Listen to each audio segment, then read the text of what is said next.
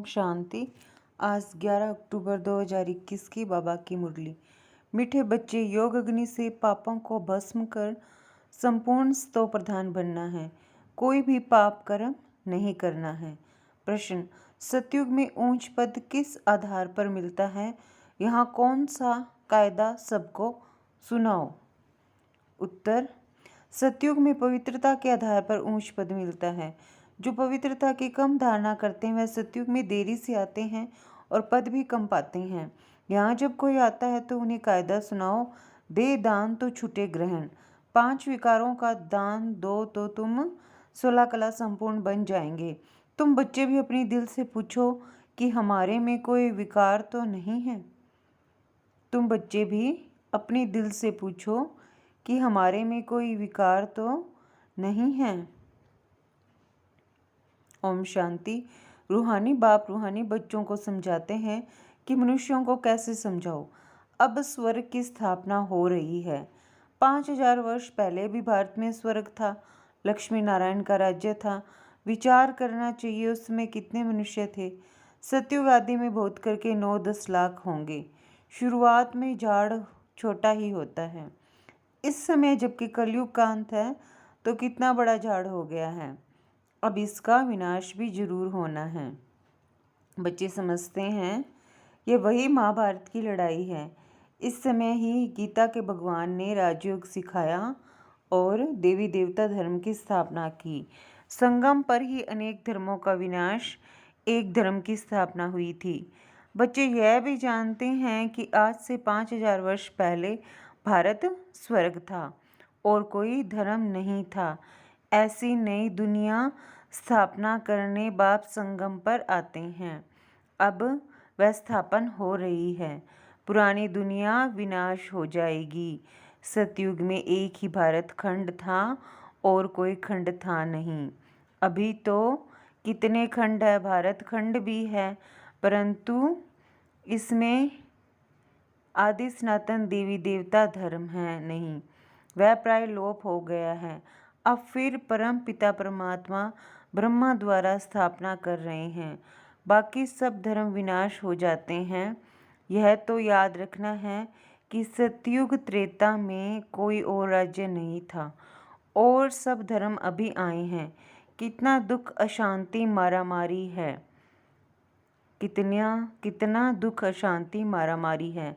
महाभारी महाभारत लड़ाई भी वही है। एक तरफ यूरोपवासी यादव भी हैं।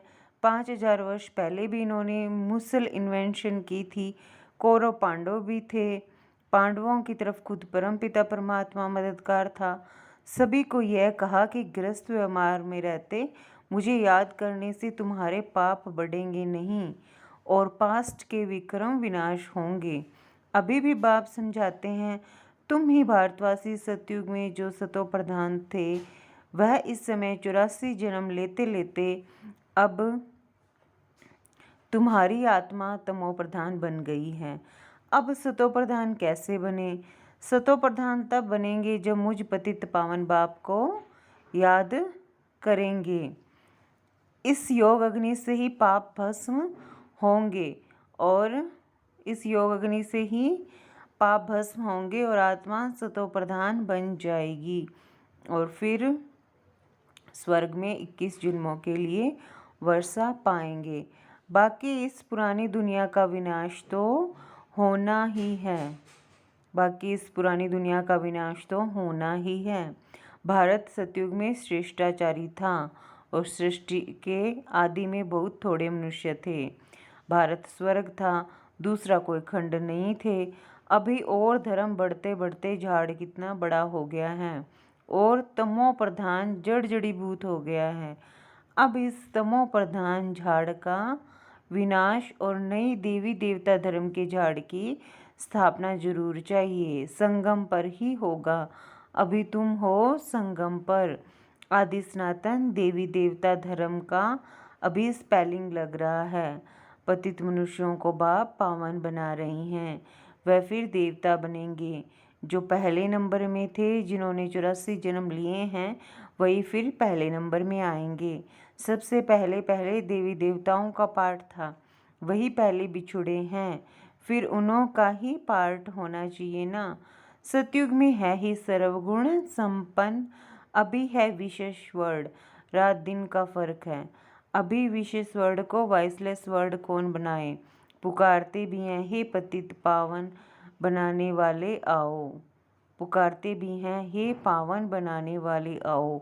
अभी वह आया है, बाप कहते हैं हम तुमको वॉइसलेस बना रहे हैं, इस विशिष्ट दुनिया के विनाश के लिए लड़ाई लगनी है। अब वह कहते हैं एक मत कैसे हो, क्योंकि अभी अनेक मत है ना। अनेक इतने मत मतांतरों के अंदर एक धर्म के मत कौन स्थापन करे। बाप समझाते हैं अभी एक मत की ही स्थापना हो रही है, बाकी सब विनाश हो जाएंगे। आदि सनातन देवी देवता धर्म वाले जो पावन थे, फिर वही 84 जन्म भोग अपतित बने हैं। फिर बाप आकर भारतवासियों को फिर से स्वर्ग का वर्षा दे रहे हैं, अर्थात असुर से देवता बना रहे हैं। भारतवासियों को फिर से स्वर्ग का वर्षा दे रहे हैं, अर्थात असुर से देवता बना रहे हैं। तुम किसी को भी समझा सकते हो कि बाप कहते हैं मुझे याद करो, तो तुम पतित से पावन बन जाएंगे। अब तुम ज्ञान चिता पर बैठो, चिता पर बैठने से तुम पावन बन जाते हो। फिर द्वापर में रावण राज्य होने के कारण काम चिता पर बैठते बैठते भ्रष्टाचारी दुनिया बन गई है। आज से 5000 वर्ष पहले देवी देवता थे, थोड़े मनुष्य थे, अभी तो कितने आसुरी बन पड़े हैं, और धर्म भी ऐड हो तो झाड़ बड़ा हो गया है। बाप समझाते हैं झाड़ जड़ जड़ीभूत हो गया है। अब फिर मुझे एक मत का राज्य स्थापन करना है, अब मुझे फिर से एक मत का राज्य स्थापन करना है। भारतवासी कहते भी हैं एक धर्म में एक मत। यह भारतवासी भूल गए हैं कि सतयुग में एक ही धर्म था, यहाँ तो अनेक धर्म है। अब बाप आकर फिर से एक धर्म स्थापन कर रहे हैं।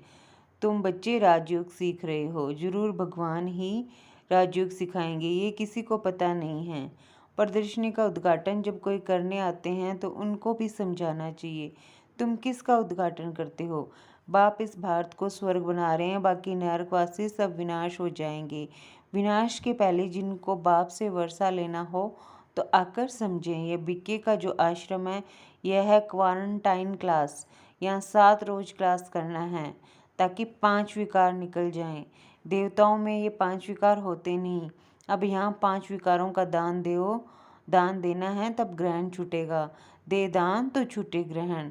फिर तुम 16 कला संपूर्ण बन जाएंगे।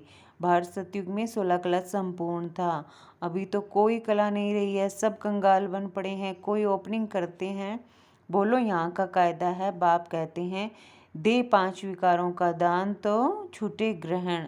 तुम 16 कला संपूर्ण बन जाएंगे, पवित्रता के अनुसार पद पाएंगे। बाकी अगर कुछ ना कुछ कला कम रहेगी तो जन्म भी देरी से लेंगे। विकारों का दान देना तो अच्छा है ना।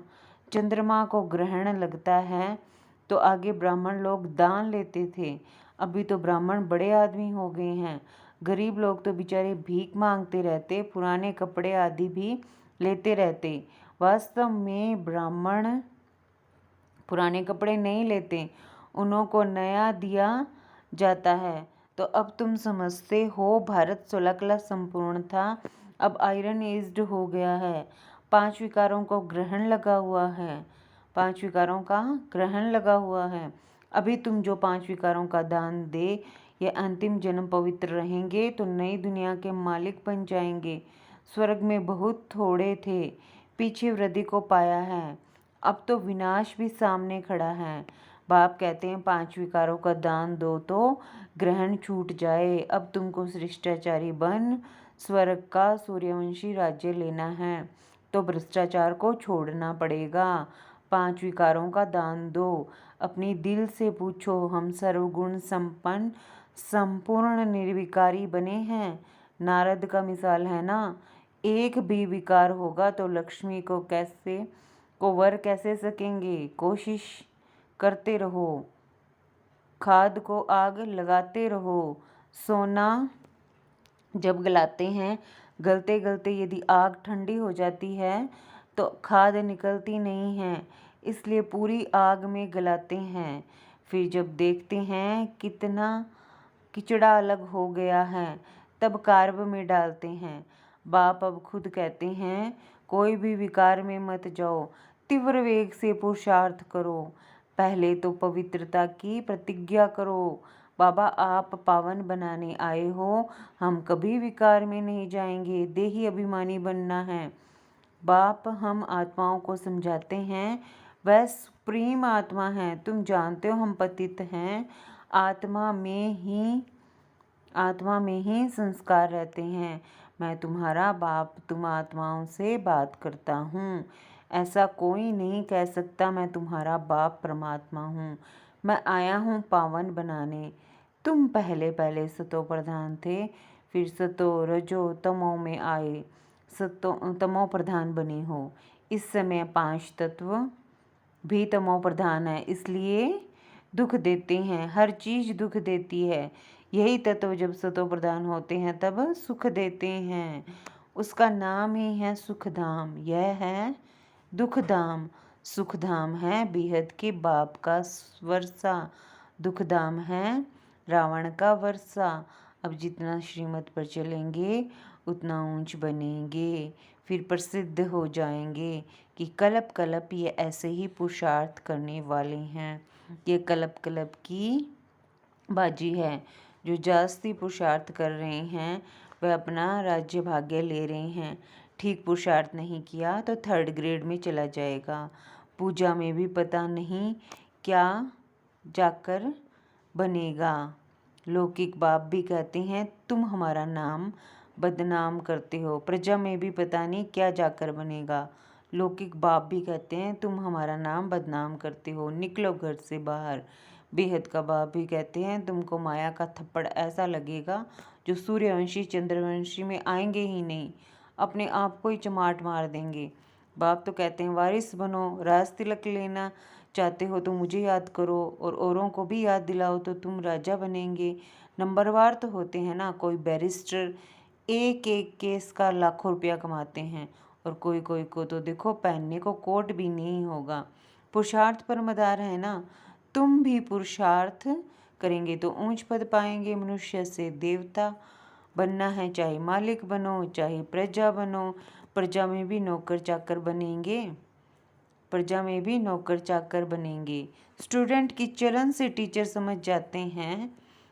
वंडर है जो पहले वाले से पिछाड़ी वाले तीखे चले जाते हैं, क्योंकि अभी दिन प्रतिदिन रिफाइन पॉइंट्स मिलती रहती है, क्योंकि दिन प्रतिदिन रिफाइन पॉइंट्स मिलती रहती है, स्पेलिंग लगाते जाते हैं।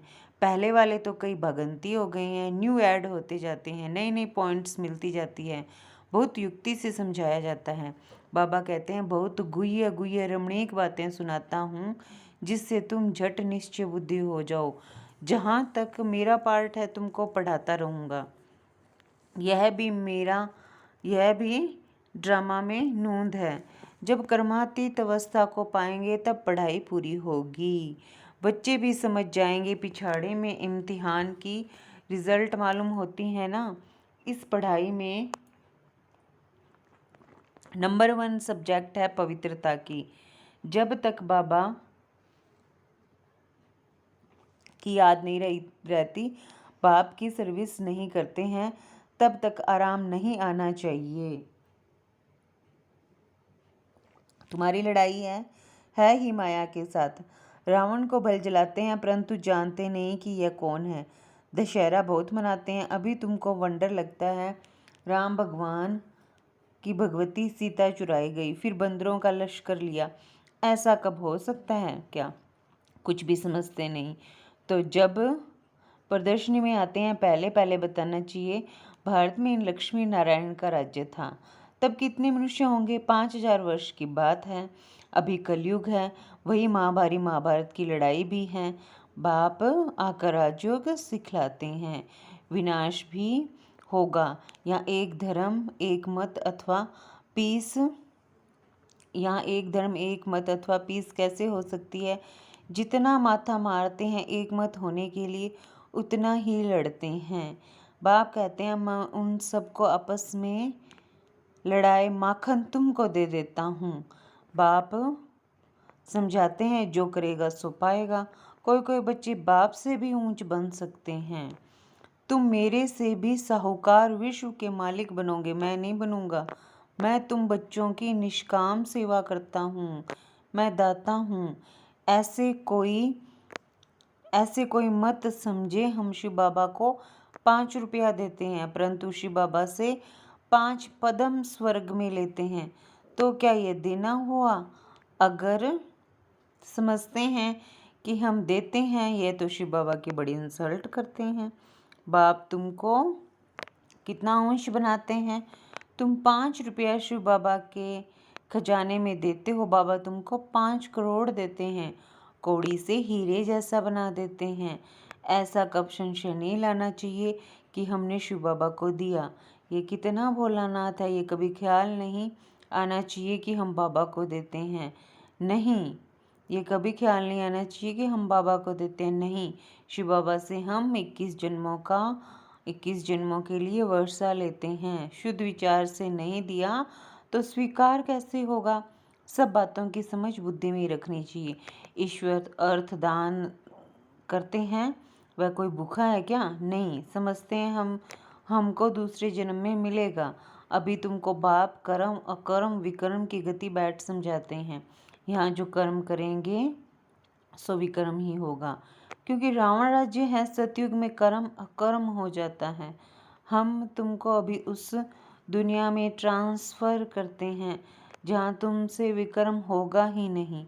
बहुत बच्चे हो जाएंगे, फिर तुम्हारे पैसे भी क्या करेंगे? हम कच्चा सराफ नहीं हूँ जो लेवें और काम में न आए फिर भरकर देना पड़े। मैं पक्का सराफ हूँ, कह देंगे ज़रूरत नहीं। अच्छा, कह देंगे ज़रूरत नहीं। अच्छा, मीठे मीठे सिकिलदे बच्चों प्रति माता पिता बाप दादा का याद प्यार और गुड मॉर्निंग। रूहानी बाप की रूहानी बच्चों को नमस्ते। हम सब रूहानी बच्चों की रूहानी माता पिता बाप दादा को याद प्यार गुड मॉर्निंग नमस्ते। ओम शांति। शुक्रिया बाबा, शुक्रिया। धारणा के लिए मुख्य सार।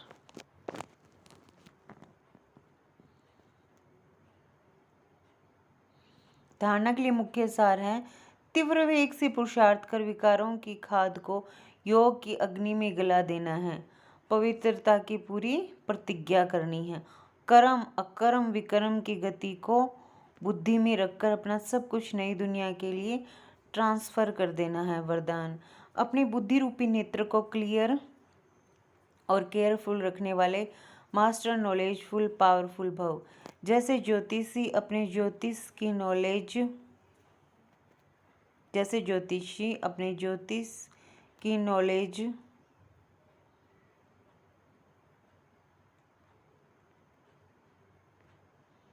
से ग्रहों की नॉलेज से आने वाली आपदाओं को जान लेते हैं, ऐसे आप बच्चे इन एडवांस माया द्वारा आने वाले पेपर्स को परख कर पास विद ऑनर बनने के लिए अपनी बुद्धि रूपी नेत्र को क्लियर बनाओ और केयरफुल रहो। दिन प्रतिदिन याद की व साइलेंस की शक्ति को बढ़ाओ तो पहले से ही मालूम पड़ जाएगा कि आज कुछ होने वाला है। मास्टर नॉलेजफुल पावरफुल बनो तो कभी हार नहीं हो सकती। स्लोगन है, पवित्रता ही नवीनता है और यही ज्ञान का फाउंडेशन है। पवित्रता ही नवीनता है और यही ज्ञान का फाउंडेशन है। अच्छा, ओम शांति।